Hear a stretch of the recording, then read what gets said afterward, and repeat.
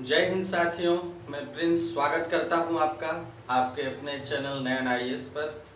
और दोस्तों, आप मेरे साथ पढ़ रहे हैं मॉडर्न हिस्ट्री आधुनिक भारत की इस क्लास में। दोस्तों, आज का हमारा टॉपिक होगा सेकेंड वर्ल्ड वॉर या द्वितीय विश्व युद्ध।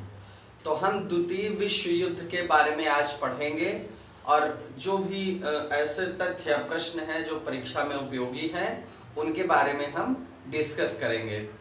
तो आइए दोस्तों, शुरू करते हैं अपनी क्लास। किस टॉपिक से? द्वितीय विश्व युद्ध से। हमारा टॉपिक है द्वितीय विश्व युद्ध।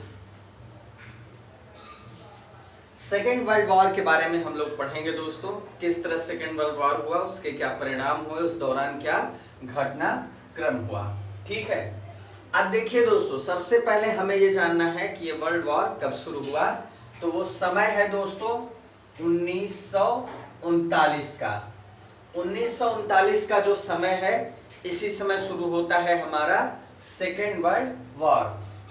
तो द्वितीय युद्ध शुरू हो जाता है, द्वितीय विश्व युद्ध प्रारंभ। ठीक है।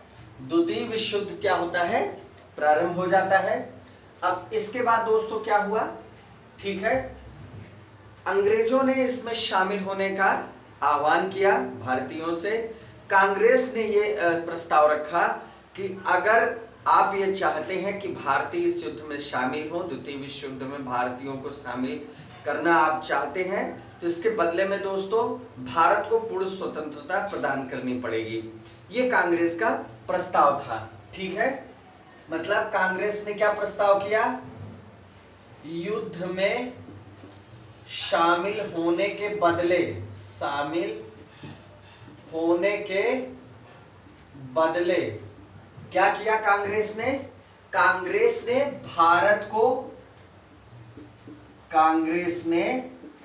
भारत को स्वतंत्र राष्ट्र घोषित करने का प्रस्ताव किया। ठीक है, क्लियर हुआ? युद्ध में शामिल होने के बदले कांग्रेस ने यह कहा कि स्वतंत्र राष्ट्र जो है घोषित करेंगे, तभी हम जो है युद्ध में शामिल होंगे। चलिए, एक बात ये हो गई। अब दोस्तों क्या होता है, उस समय तत्कालीन वायसराय कौन होता है? तत्कालीन वायसराय, जो तत्कालीन वायसराय होता है वो कौन होता है? Lord Linlithgow. Lord Linlithgow. ठीक है। तो लॉर्ड लिनलिथगो ने क्या किया? भारतीय विधानमंडलों की सहमति के बिना, भारतीय विधानमंडल था लेकिन उन्होंने उसकी सहमति नहीं ली और क्या कर दिया? भारत को युद्ध में शामिल कर दिया। तो लिनलिथगो ने क्या किया दोस्तों? भारतीय विधानमंडल की सहमति के बिना लॉर्ड लिनलिथगो ने भारतीय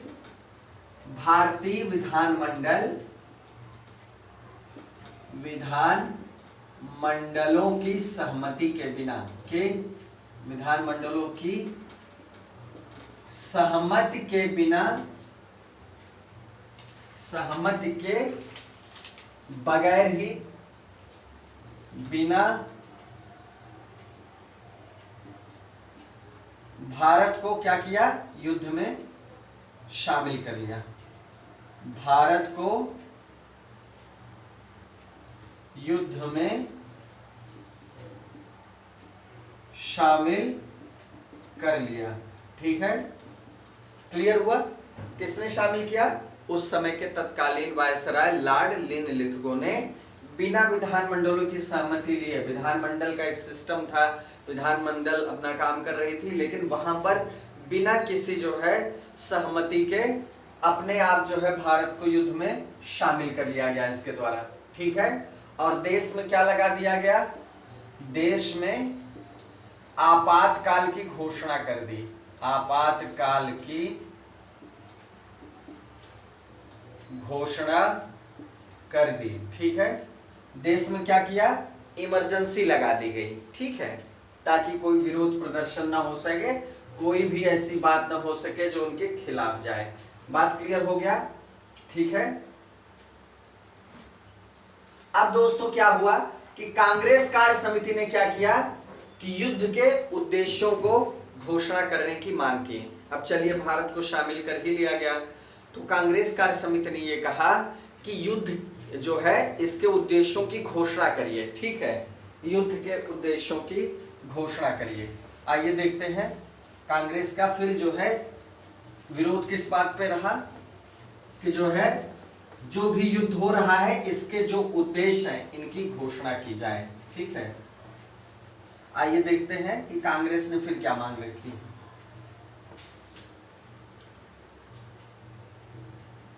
कांग्रेस कार्य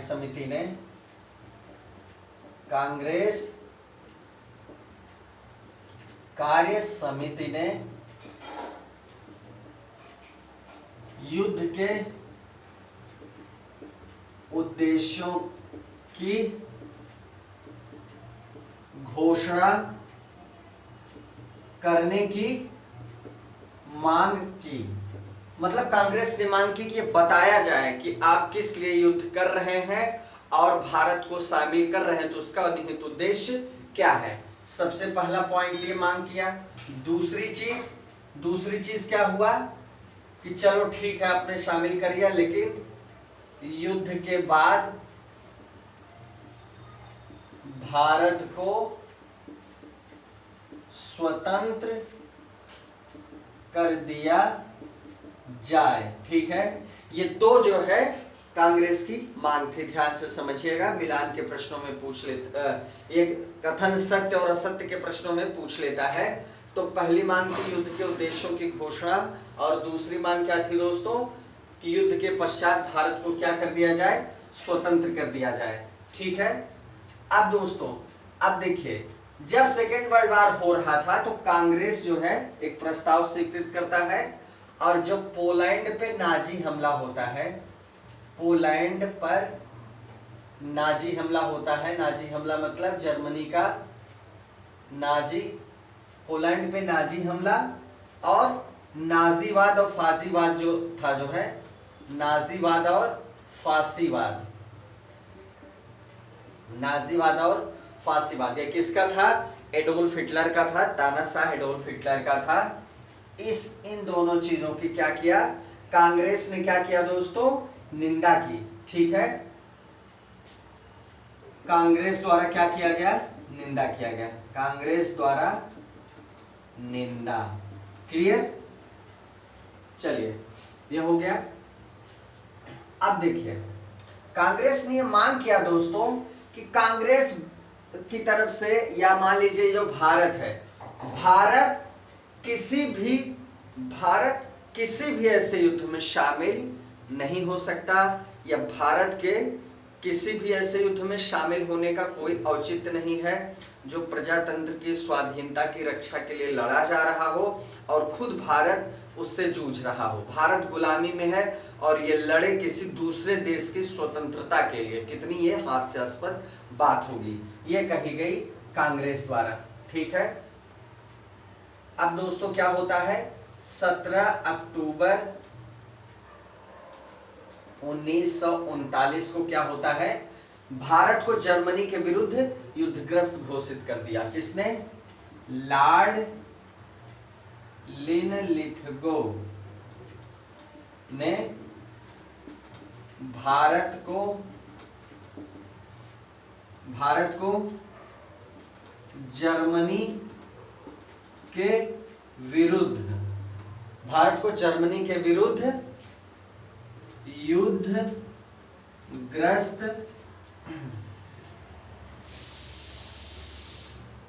घोषित कर दिया। ठीक है, भारत को क्या कर दिया, जर्मनी के विरुद्ध युद्धग्रस्त घोषित कर दिया लॉर्ड लिनलिथगो ने। ठीक है, अब दोस्तों जो है क्या हुआ कि चूंकि आपने देखा कि कांग्रेस की सरकार थी प्रांतों में और बिना विधानमंडल की सहमति के भारत को लॉर्ड लिनलिथगो ने युद्ध में शामिल कर लिया था। ठीक है, तो इसकी वजह से क्या होता है दोस्तों, इसकी वजह से क्या होता है, कांग्रेस के मंत्रिमंडलों ने क्या किया, इस्तीफा दे दिया। ठीक है, आइए देखते हैं।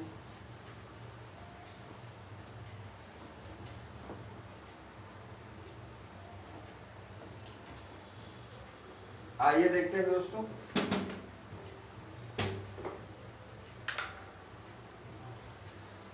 क्या होता है, सभी प्रांतों से कांग्रेस मंत्रिमंडल का इस्तीफा, कांग्रेस मंत्रिमंडल का इस्तीफा। ठीक है, कांग्रेस मंत्रिमंडल क्या करता है, इस्तीफा दे देता है, क्योंकि बिना जो है विधानमंडलों की स्वीकृति के युद्ध में शामिल किया जा रहा है भारत को। क्लियर हुआ, ये इंपॉर्टेंट है। अब इसके बाद क्या होता है दोस्तों, देखिए द्वितीय विश्व युद्ध प्रारंभ कब हुआ था, कैसे प्रारंभ हुआ, कैसे समाप्त हुआ, किस घटनाक्रम में, ये भी समझ लीजिए। 1 सितंबर 1939 को प्रारंभ होता है जर्मनी के पोलैंड पे आक्रमण के साथ, जर्मनी के पोलैंड पर आक्रमण के साथ प्रारंभ होता है। ठीक है, जर्मनी के पोलैंड पे आक्रमण के साथ युद्ध प्रारंभ होता है और खत्म कब होता है, कैसे, वर्ष 1945 में, वर्ष 1945 में खत्म होता है। ठीक है, क्लियर हुआ। अच्छा, द्वितीय विश्व युद्ध के दौरान दोस्तों ब्रिटेन के प्रधानमंत्री कौन थे, ये पूछता है प्रश्न। तो द्वितीय विश्व युद्ध के दौरान ब्रिटेन के जो प्रधानमंत्री थे, ब्रिटेन के प्रधानमंत्री कौन थे दोस्तों, विंस्टन चर्चिल, विंस्टन चर्चिल। वो नाम क्या है, वो नाम है विंस्टन चर्चिल का। ठीक है, बात समझ में आई। तो ये हो गया द्वितीय विश्व युद्ध, द्वितीय विश्व युद्ध से संबंधित जो बातें आपके लिए जानना आवश्यक है वो बातें डिस्कस हो गई। आइए दोस्तों, आइए चलते हैं अब एक नए टॉपिक की तरफ, आइए चलते हैं एक नए टॉपिक की तरफ। हमारे भारतीय इतिहास में आपके लिए इतना ही महत्वपूर्ण था। इस टॉपिक से आगे बढ़ते हैं, आगे बढ़ते हैं दोस्तों। जो हमारा अगला टॉपिक होगा वो है दोस्तों पाकिस्तान की मांग। वो टॉपिक क्या है, पाकिस्तान की मांग, महत्वपूर्ण टॉपिक है, पाकिस्तान की मांग। ठीक है, पाकिस्तान की मांग महत्वपूर्ण टॉपिक है। आइए देखते हैं दोस्तों, मुस्लिमों के लिए पृथक देश, मुस्लिमों के लिए पृथक देश, मुस्लिमों के लिए एक पृथक देश होना चाहिए। ठीक है, मतलब होमलैंड होना चाहिए। क्या होना चाहिए इनके लिए, होमलैंड होना चाहिए। क्या होना चाहिए, होमलैंड की प्रथम बार मांग या प्रथम बार निश्चित अभिव्यक्ति की, प्रथम बार निश्चित अभिव्यक्ति। ठीक है, पृथक देश की प्रथम बार निश्चित अभिव्यक्ति कब होती है दोस्तों, ये मोस्ट इंपॉर्टेंट है, वर्ष 1930, याद रखिएगा। वर्ष 1930 के मुस्लिम लीग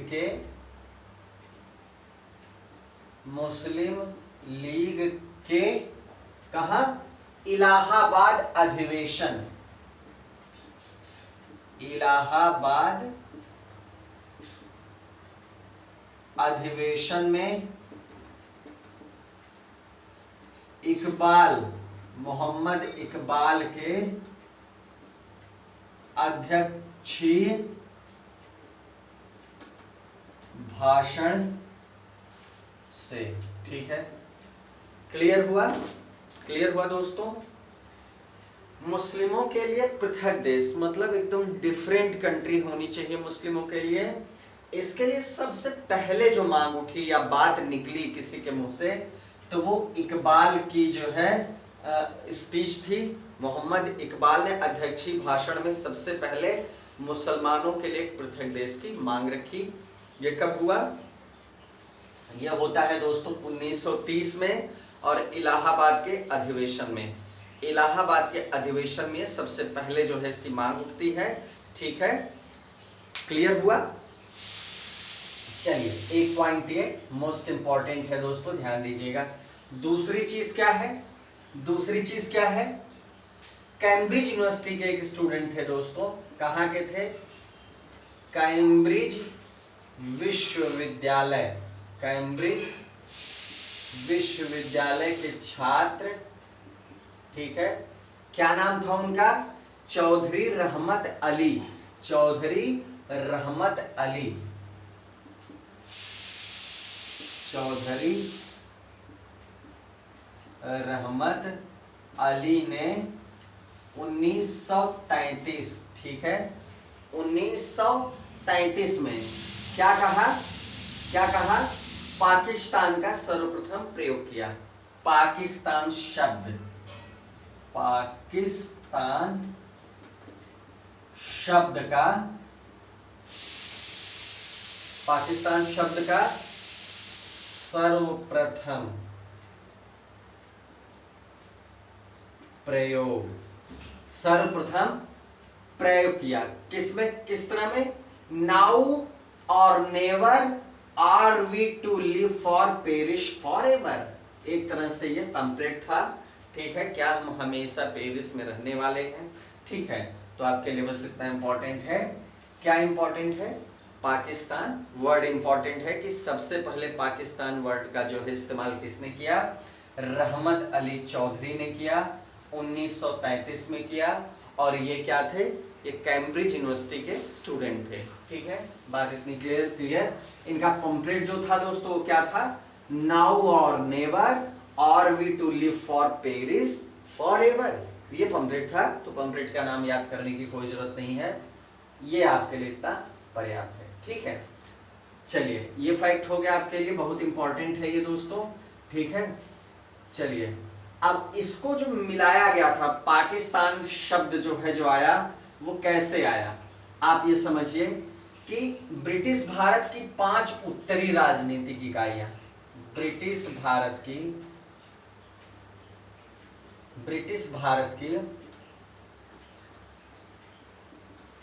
5 उत्तरी राजनीतिक इकाइयां। ठीक है, 5 उत्तरी राजनीतिक इकाइयां जो थी, उन्हीं के इकाइयों के अंग्रेजी के प्रथमाक्षरों को मिलाकर यह नाम बनाया गया था। ठीक है,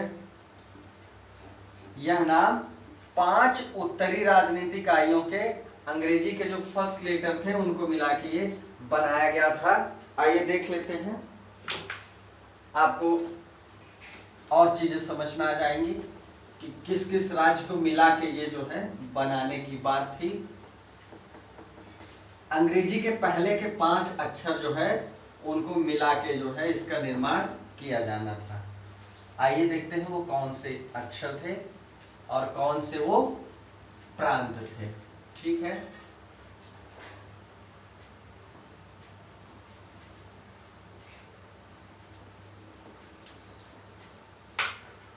आइए देखते हैं दोस्तों, वो 5 कौन से थे? पंजाब, ठीक है। पंजाब के बाद क्या है? North west frontier province, north west frontier frontier province, उत्तरी पश्चिमी सीमा प्रांत। नॉर्थ वेस्ट फ्रंटियर प्रोविंस मतलब उत्तरी पश्चिमी सीमा प्रांत, उत्तरी पश्चिमी सीमा प्रांत।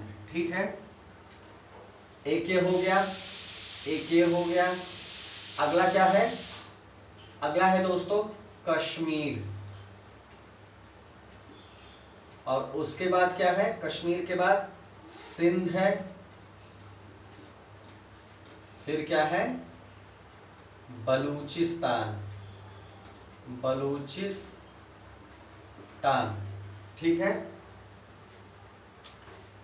पंजाब है, ठीक है, नॉर्थ वेस्ट फ्रंटियर है, कश्मीर है, सिंध है, बलूचिस्तान है। ठीक है, बलूचिस्तान है। तो इनके प्रथमाक्षरों को मिला के आप देखेंगे तो पाकिस्तान नाम निकल के आएगा। ठीक है, चलिए बस इतना पर्याप्त है, इसके अंदर नहीं जाएंगे। इनको मिला के एक प्रांत बनाना था जिसका नाम था पाकिस्तान। तो रहमत अली चौधरी ने सबसे पहले इस शब्द का प्रयोग किया। आगे बढ़ते हैं दोस्तों, 22 से 24 मार्च। ठीक है, 22 से 24 मार्च 1940 की बात है। 1940, 22 से 24 मार्च 1940 को मुस्लिम लीग का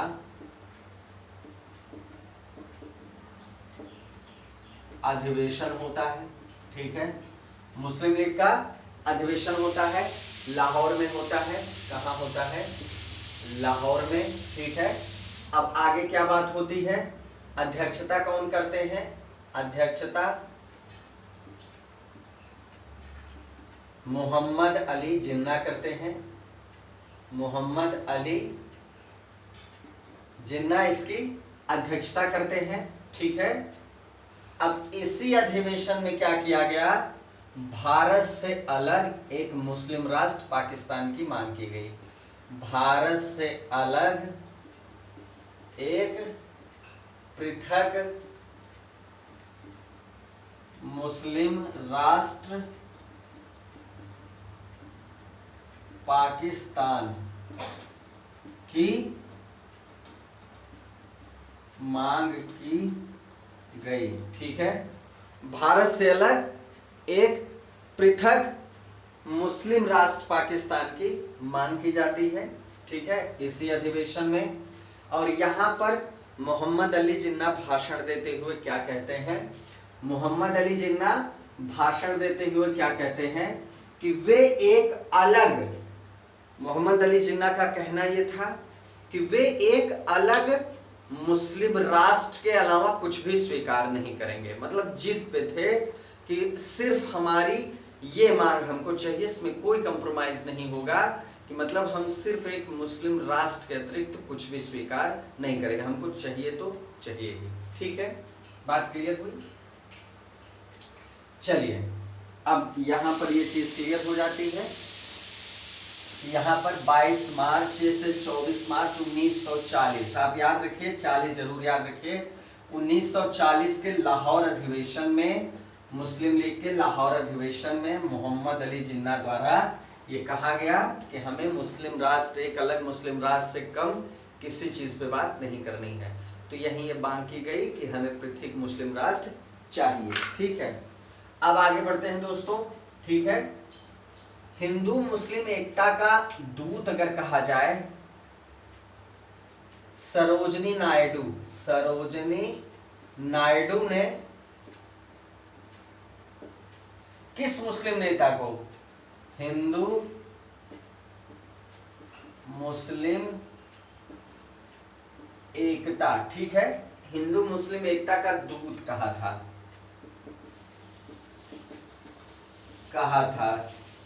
तो कौन होगा दोस्तों? वो थे मोहम्मद अली जिन्ना। ठीक है, मोहम्मद अली जिन्ना को हिंदू मुस्लिम एकता का दूत कहा था सरोजनी नायडू ने। ठीक है, चलिए आगे बढ़ते हैं दोस्तों। इकबाल ने ये लिखा है अपनी पुस्तक में, इकबाल, मोहम्मद इकबाल। तो इकबाल एक पुस्तक में लिखते हैं, नहीं इकबाल क्या कहते हैं, इकबाल नेहरू जी से कहते हैं, ठीक है। इकबाल का कथन है दोस्तों, यहाँ इंपॉर्टेंट है दो लोगों के बारे में, ठीक है। पहली बात कहते हैं, आप एक देशभक्त हैं, देशभक्त हैं। आपका मतलब क्या हुआ, जवाहरलाल नेहरू। जवाहरलाल नेहरू को जो है मोहम्मद इकबाल कहते हैं कि आप एक देशभक्त हैं, ठीक है। और जिन्ना के बारे में क्या कहते हैं, जिन्ना एक राजनीतिज्ञ हैं। जिन्ना क्या है, एक राजनीतिज्ञ हैं। क्लियर हुआ। मतलब ये बात किसने कही है, इकबाल ने कही है। और ये दोस्तों ये बात बताई है पंडित जवाहरलाल नेहरू ने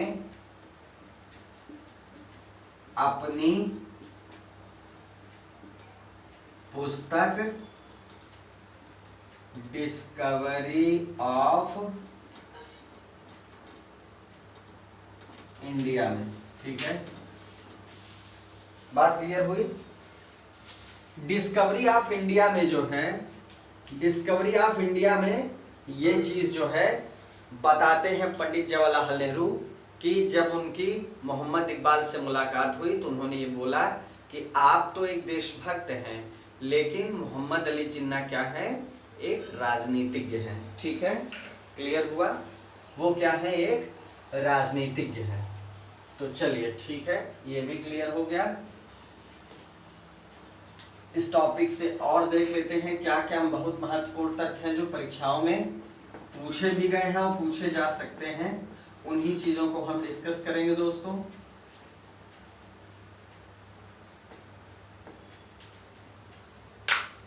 आइए आगे बढ़ते हैं। 1940 में, ठीक है, अभी आपने देख ही लिया। 1940 में दोस्तों जिन्ना के द्विराष्ट्र सिद्धांत को मान्यता दी। अगर ये पूछा जाए प्रश्न में, अगर प्रश्न में ये पूछा जाए कि जिन्ना के द्विराष्ट्र सिद्धांत को कब मान्यता मिली, ठीक है, द्विराष्ट्र सिद्धांत को कब मान्यता मिली, ठीक है। तो ये इसका उत्तर होगा मार्च 1940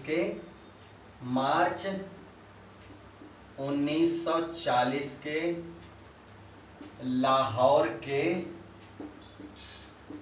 अधिवेशन में।